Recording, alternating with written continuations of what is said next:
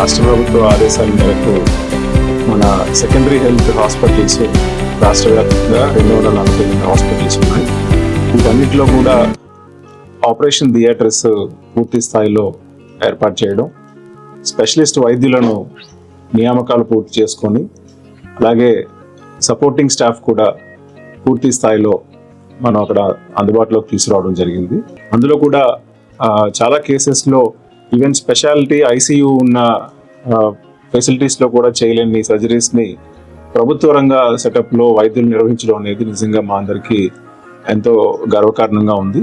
అటువంటి వైద్యులందరినీ కూడా ప్రోత్సహించడం, వారి పనితీరును ఇంకా మెరుగుపరిచే విధంగా వారికి రాష్ట్ర ప్రభుత్వం తరఫున గౌరవ ఆరోగ్య శాఖ మంత్రి వారు ప్రత్యేకంగా వీరందరినీ కూడా అభినందించడం మాకు ఎంతో ప్రోత్సాహాన్ని ఇస్తోంది.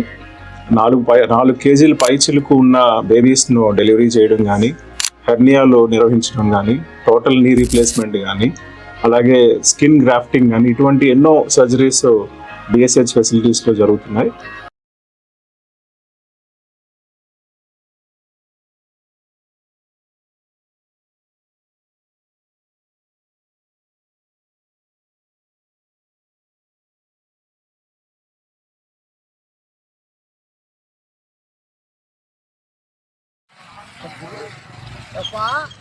నాది ఎమ్మూరు పక్కన కలగట్ల గ్రామం.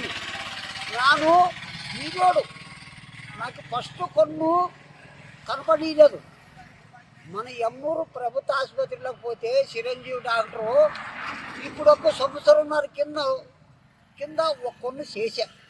ఒక్క 10 పైసలు లేకున్నట్లే చేసినాడు. మరి నా పేరు నరసింహులు సార్.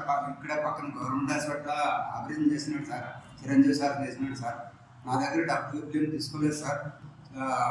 పక్కన నాది ఇక్కడే కరిమెట్ల సార్. బాగా కనపడుతుంది సార్. చిరంజీవి సార్ ఆపరేషన్ చేసినాడు. నా రూపాయి కూడా తీసుకులేదు. ఇప్పుడు కంటే చూపులకు బాగా కనపడుతుంది. చిరంజీవి సార్కి నమస్కారం.